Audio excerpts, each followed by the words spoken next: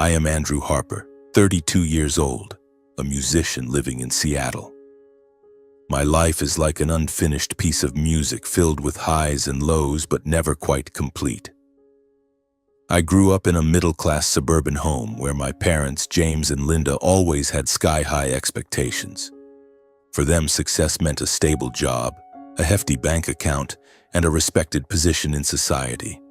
But for me, all I wanted was to play music. My old worn-out guitar was my companion, the place where I poured my dreams my family could never understand. My parents often compared me to David, my younger brother. David, 29, is a shining star in the finance industry. He always knew how to please everyone, earning approving nods from Dad and proud looks from Mom. I don't blame David, he's a good guy, really. But every time I heard Mom say, "Why can't you be more like David?" it felt like my heart was being squeezed. I love music, love the melodies that tell my story, but to my family it's just a pointless hobby. My girlfriend's name is Sarah. She's the bright spot in my life. She's 30, an accountant, living a neat and stable life. Sarah isn't the dreamy type, but she always listens to me, always smiles when I play a new song. "Andrew, you'll make it," she often says, and I believe her. Sarah is the only one who makes me feel like I'm not lost. We've been together for 2 years, and even though my life isn't easy, gigs are scarce, money is tight, she's still there holding my hand. Seattle is a beautiful city, but for me it's full of pressure. I rent a small apartment where the sound of my guitar fills the nights, mingling with the noise of traffic outside. My music career is a struggle. Small bars pay me a few bucks per gig, and record labels don't even bother replying to my emails. Some nights I sit alone, wondering if I'm chasing a dream that doesn't exist. But then Sarah will call, her voice soft over the phone, and I find a reason to keep going. I remember one evening after finishing a gig at a rundown bar. There were only a handful of scattered patrons, and the bar owner paid me $50, less than the cost of gas. I came home exhausted, but Sarah was there, carrying a pizza box and a smile. "You played great," she said, though I knew she was just trying to comfort me. We sat on the couch eating pizza, and I told her about my dream. One day I'd stand on a big stage playing music for thousands of people. Sarah held my hand, her eyes sparkling. "I believe in you, Andrew." In that moment, I felt like I could conquer the world. But deep down, I know things aren't that simple. My parents never stop reminding me that I'm wasting my time. "You're 32, Andrew," my dad said during a family dinner. "It's time you got a real job." My mom was gentler, but her words cut deeper. "Look at David. He knows how to plan for the future." I stayed silent, swallowing the pain along with a bite of steak. David sat across from me, trying to change the subject, but I knew he felt the pressure too. He's the family's pride, while I'm just an ellipsis. Thanksgiving is approaching, and I've decided to bring Sarah home to meet my family. I want them to see that I'm doing okay, that I have an amazing woman by my side. I imagine Mom smiling, Dad nodding, and maybe just once them being proud of me. But I don't know that this trip will change everything. On Thanksgiving, my parents' house in the Seattle suburbs was filled with the aroma of roasted turkey and pumpkin pie. I held Sarah's hand as we walked in, my heart brimming with hope. Sarah wore a light blue dress, her hair tied up, her smile radiant. "Don't worry, Andrew," she whispered as we stood at the door. "They'll like me." I squeezed her hand, trying to believe everything would be okay. Dinner started off cheerfully. David talked about his job, million-dollar deals, and business trips to New York. My dad nodded approvingly, my mom beamed. Sarah joined the conversation, asking David about the finance industry with genuine curiosity. I sat there trying to chime in, but every word I said seemed to be ignored. "Andrew, are you still playing guitar?" my mom asked, but her tone sounded like she was inquiring about a childish hobby. I nodded, forcing a smile. "Yeah, I'm still trying." Sarah placed her hand on mine under the table, a small gesture of comfort. After dinner, I joined Dad and David in the living room to watch TV. Sarah and my mom stayed in the kitchen cleaning up and washing dishes. I thought everything was fine until I passed by the kitchen to grab more wine. The door was slightly ajar, and I heard my mom's voice, low but clear. "Sarah, you're a sweet girl," she said. "But do you really think you're right for Andrew? I mean, Andrew's a good boy, but he doesn't have a clear future."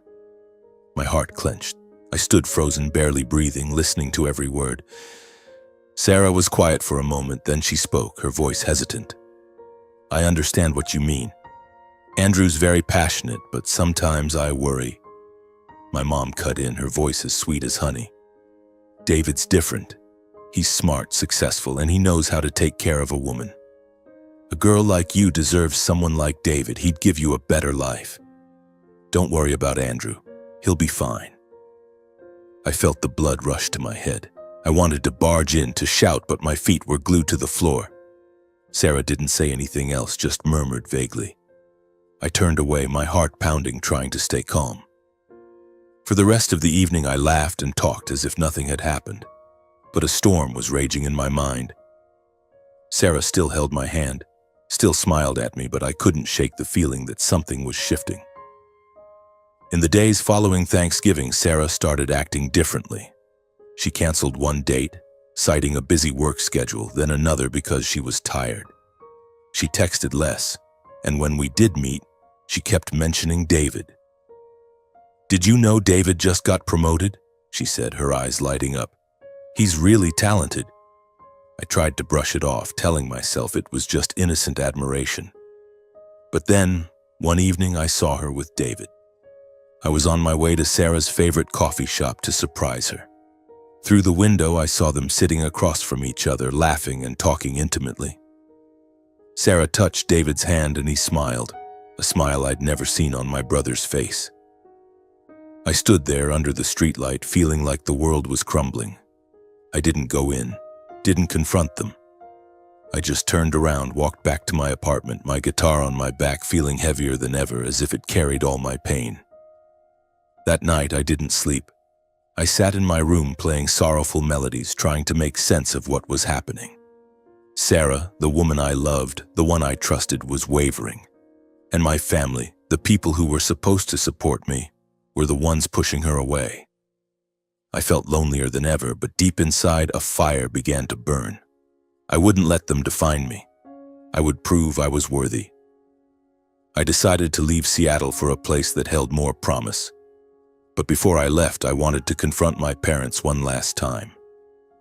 On a rainy afternoon, I went to their house, my heart heavy. Dad was sitting in his armchair reading the newspaper. Mom was tidying up in the kitchen. "I need to talk," I said, my voice trembling but resolute. I told them what I'd overheard on Thanksgiving, how they'd pushed Sarah toward David. I waited for an apology, a hint of remorse, but my dad only frowned. "Andrew, we just want what's best for the girl, and honestly, David is the better choice." My mom nodded, her eyes cold. "You need to grow up, Andrew. Music isn't a future." I felt my heart shatter, but I didn't cry. I just nodded, turned, and walked out of that house. The rain soaked my jacket, but I didn't care. My resolve to leave Seattle was stronger than ever. This place was full of painful memories I wanted to bury. I decided to move to Austin, Texas. I'd heard it was a music paradise, a place where artists like me could find opportunities. With my guitar, a suitcase of clothes, and $2,000 in savings, I boarded a bus, leaving Seattle behind. As the bus rolled forward, I looked out the window, watching the buildings fade into the rain. I wasn't sure if I was running away or running toward something, but I knew I had to go. Austin greeted me with sweltering heat and the sound of blues music spilling from the streets.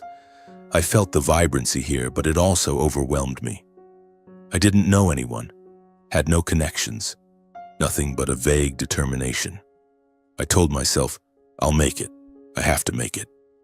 I rented a small apartment. It was a musty room with stained walls and a bed that was just an old mattress. The sound of insects outside the window kept me company every night. I had no money to buy new things, no one to share the space with. But I didn't complain. This was my chance to start over. Finding work in Austin was harder than I expected. I went from one bar to another club carrying my demo and a sliver of hope. "We don't need new people," they'd say. Or worse, "What experience do you have?" I wanted to shout that I'd lived for music my whole life, but I just bowed my head, thanked them, and walked out. Each rejection made me feel smaller, but I didn't give up.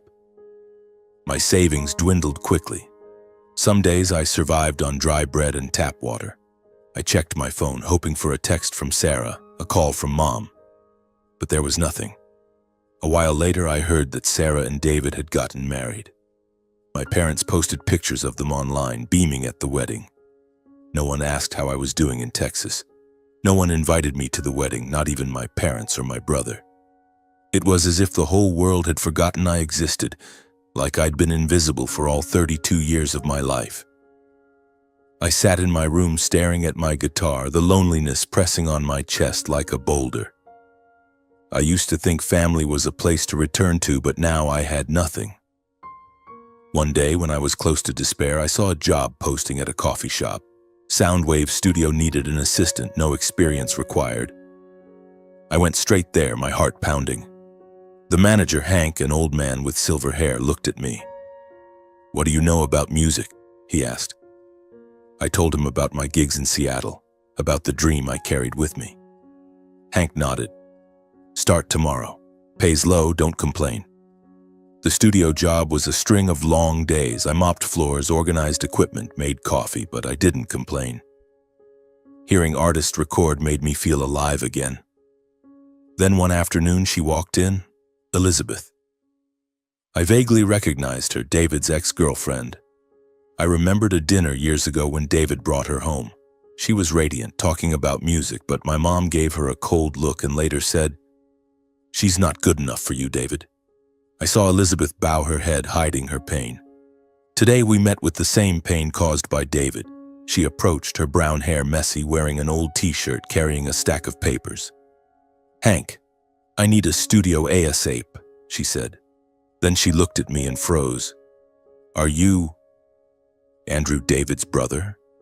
I nodded, surprised. "You remember me?" She gave a sad smile. "Hard to forget that dinner. Your mom wasn't exactly fond of me." Hank introduced us. "Andrew, this is Elizabeth, music producer. Don't tick her off." Elizabeth told Hank we were acquaintances, then she looked at me, her eyes like those of someone finding a familiar face in a storm. Elizabeth and I quickly found common ground. We both loved music, both had been turned away by my family. At the studio, she taught me how to mix tracks, how to listen to every detail. "Music is emotion, Andrew," she said. "If you can't feel it, you can't do it." I admired her, not just her talent, but her resilience after what my family had done to her. During long nights at the studio, we shared everything. I told her about Seattle, about Sarah, about how my parents only cared about David and his wedding. "They don't call.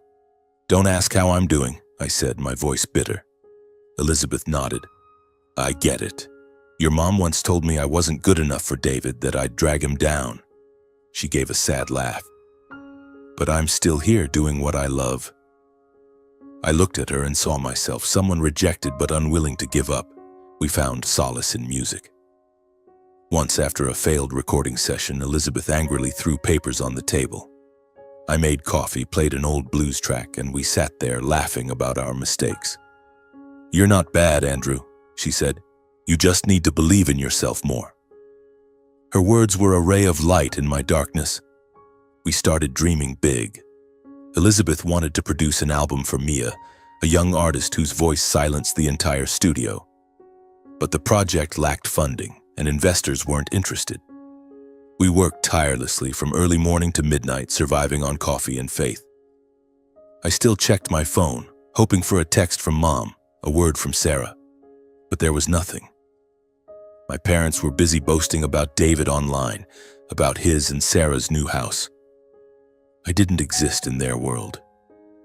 One evening, when the studio was empty, Elizabeth sat next to me looking at a pile of recordings. "Do you ever want revenge?" she asked. I shook my head. "No, I just want to prove them wrong." She smiled, touching my shoulder. Me too. We'll make it, Andrew. In that moment, I knew she wasn't just a colleague. She was someone who understood me, someone who made me want to be the best version of myself. Our friendship deepened through the struggles. We faced financial pressures, failed recording sessions, and fierce competition together. Elizabeth told me about her dreams. One day, she wanted to build a place for abandoned artists like us. I shared my dream, standing on a big stage, playing music for thousands. We weren't just friends. We were two wounded souls who found each other in music. The bond between me and Elizabeth grew quietly, not with fanfare, but like a slow melody, each note sinking into our hearts. One night, after finishing a recording for Mia, we sat on the studio's rooftop, gazing at the stars. "Andrew," Elizabeth said softly, "you're the first person who's made me feel like I'm enough." I looked at her, my heart pounding. "You're the one who makes me want to keep living, Elizabeth." I kissed her. That kiss was real, as if it erased all our pain. We fell in love, but we didn't rush. We were still friends, colleagues, sharing dreams and pressures. Elizabeth proposed a bold idea, starting a music production company focused on independent artists overlooked by major labels. "We can change this industry," she said, her eyes blazing with passion.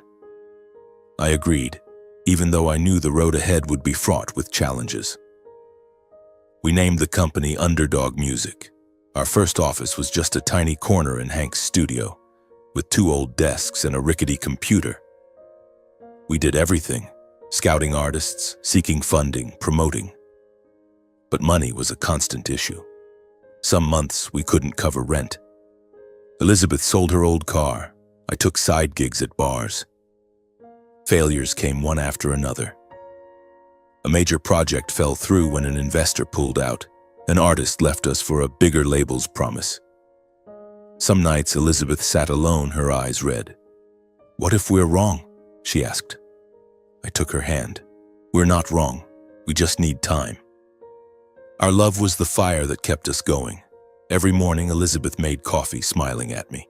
Every night we played music, tossing around crazy ideas. She was the reason I didn't give up, and I knew I was the reason she persevered. I still thought of Sarah, of my parents, but the pain had faded.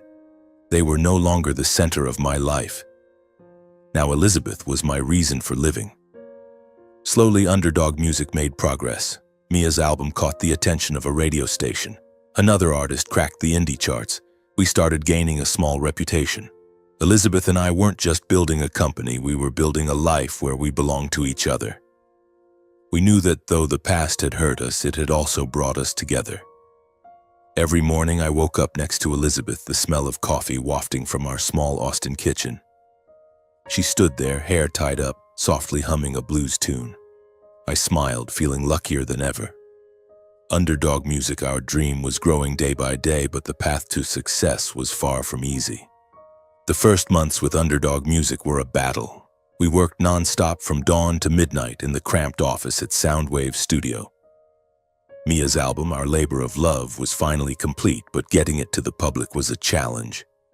We sent recordings to radio stations, music platforms, even knocked on doors of Austin bars. Most rejected us. "Too new," they said. "Not commercial enough." Some nights, Elizabeth and I sat across from each other, staring at a bank account nearing zero, wondering if we were chasing a pipe dream. But then, a local radio station noticed Mia. They played her lead single, Broken Wings, and overnight our phones wouldn't stop ringing. Listeners requested the song relentlessly.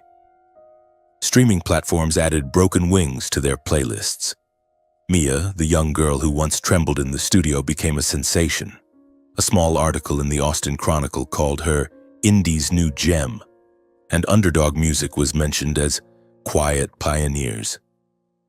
Doors began to open. Independent artists sought us out, young, talented people ignored by major labels. We signed a folk band, a street rapper, and a jazz singer with a voice like smoke. Each project was a gamble, but Elizabeth and I believed in them just as we believed in each other. We worked like mad, producing, promoting, even designing album covers to save costs. Some days I fell asleep at my desk. Elizabeth typed until her hands shook. But we didn't stop. A year later, Underdog Music moved from the corner of Hank's studio to our own office. Still small, but ours. We hung old artist posters on the walls and placed my guitar in the corner as a reminder of our journey. A national music magazine wrote about us, calling Underdog Music a fresh breeze in the industry. They interviewed Elizabeth and me, asking about our secret to success. Elizabeth laughed, squeezing my hand under the table. "We just do what we love with people we believe in," she said. I nodded, but inside I knew the truth. Our success was built on scars, on rejections, on lonely Texas nights when no one checked on me. We expanded to other cities, Dallas, Nashville, even Los Angeles.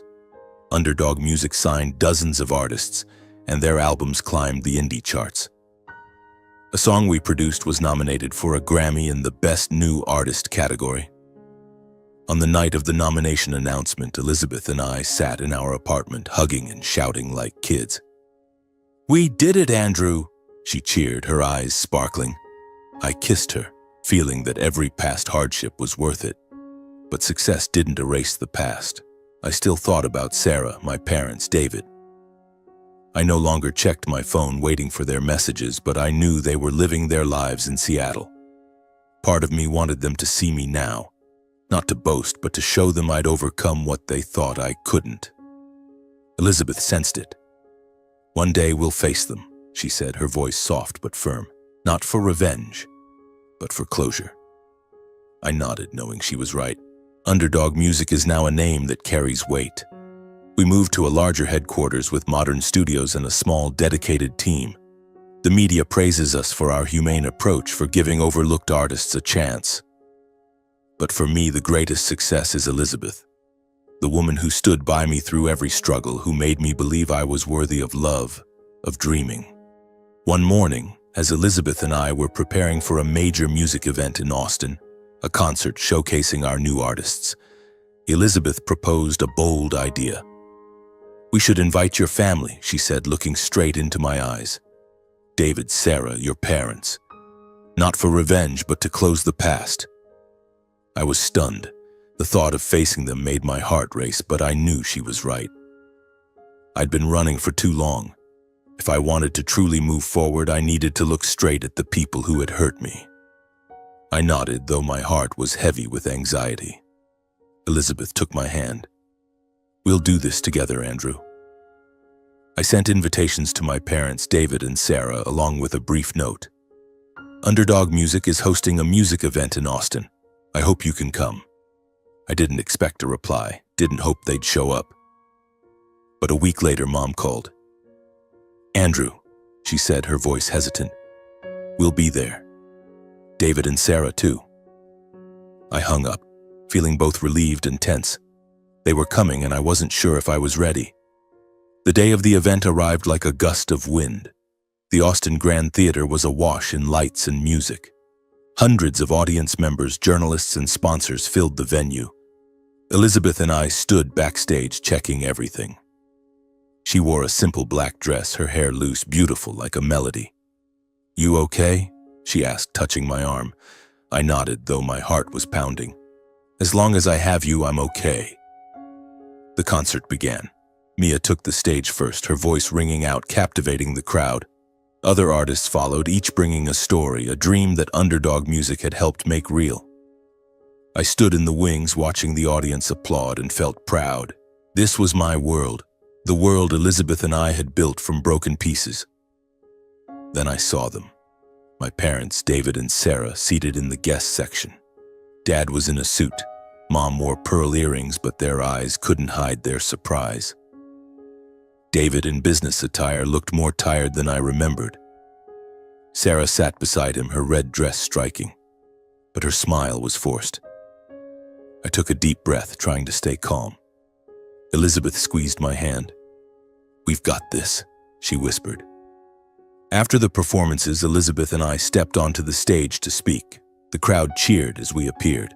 I looked down and saw my parents, David and Sarah. Their eyes met mine, and for a moment I felt like the 32-year-old boy they'd once rejected.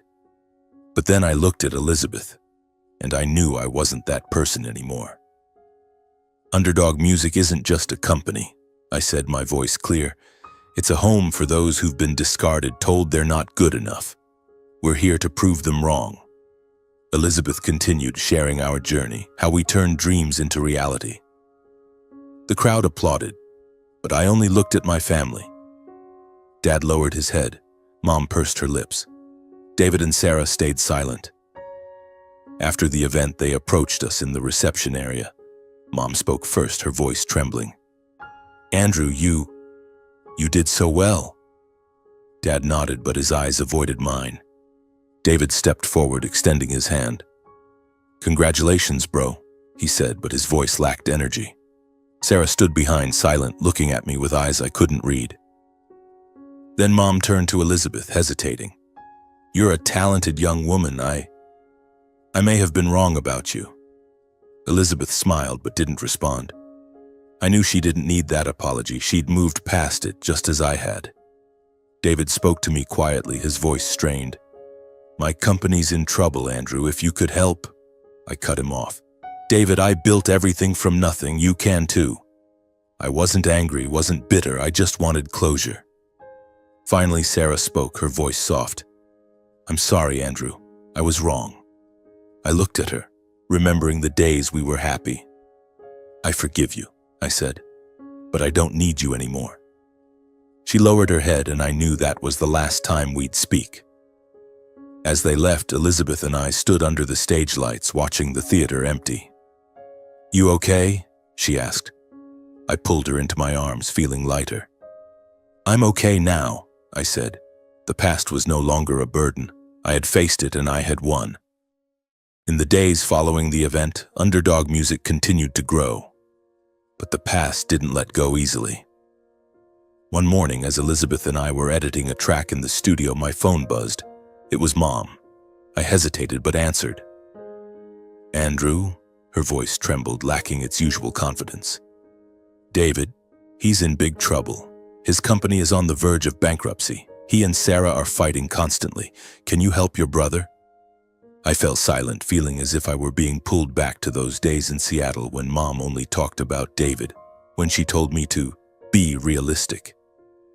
I thought of David at the concert, his tired eyes, and Sarah with her forced smile. I'd heard from an old friend that their marriage was fracturing. Sarah was no longer the cheerful girl I once loved. She complained about financial pressures, about David's unfulfilled expectations. And David, once a finance star, was now struggling to keep his company afloat after a failed deal. Part of me felt sorry for them, but a larger part was just exhausted. "Mom," I said, my voice calm but firm, "I can't help. David has to figure it out himself. After everything this family has done, I just want to live for me." Mom hesitated, then said softly, "You've changed, Andrew." I gave a sad smile. "No, Mom. I've just learned to love myself." I hung up, feeling a pang of heartache but also relief. I didn't want to be entangled with them anymore. They'd chosen their path, and so had I. Elizabeth looked at me with concern. "Everything okay?" I told her about the call. She took my hand, non-judgmental. "You did the right thing," she said. "We don't owe them anything." I kissed her forehead, knowing she was all I needed. Our life, mine and Elizabeth's, was now a new song full of bright notes. We moved into a larger apartment in Austin with a balcony overlooking the city. Every evening we sat there playing guitar, singing unfinished songs, and laughing about wild ideas for Underdog Music. I no longer thought much about Sarah, David, or my parents. I knew they were living their lives with their own struggles and fractures. Once I stumbled across a post from Mom online boasting about a family vacation, but her smile looked forced. David and Sarah weren't in the photos. I didn't feel joy at that, but I didn't feel sadness either. They were no longer part of my story. Sometimes I thought of Seattle, of the nights playing music in my small apartment, of the times Sarah believed in me. But those memories no longer hurt. They were part of me, but they didn't define me. I'd grown not through my family's validation, but through failures, lonely nights in Texas, and Elizabeth's love. She was the one who taught me that happiness isn't about others' acceptance, but about accepting yourself. One evening, Elizabeth and I sat on the balcony, the moonlight illuminating the city. She rested her head on my shoulder, softly singing a song we'd written together. "Did you ever think we'd make it this far?" she asked. I shook my head, smiling. "No, but I know every hurt was worth it because it led me to you." She kissed me and I felt my heart overflow. I no longer needed my family's approval. I didn't need Sarah or David to see me differently. I had Elizabeth underdog music and dreams coming true. I had myself, a stronger, more peaceful and happier version than ever before. My life was now a song, imperfect but mine, and I would play it to the very last note,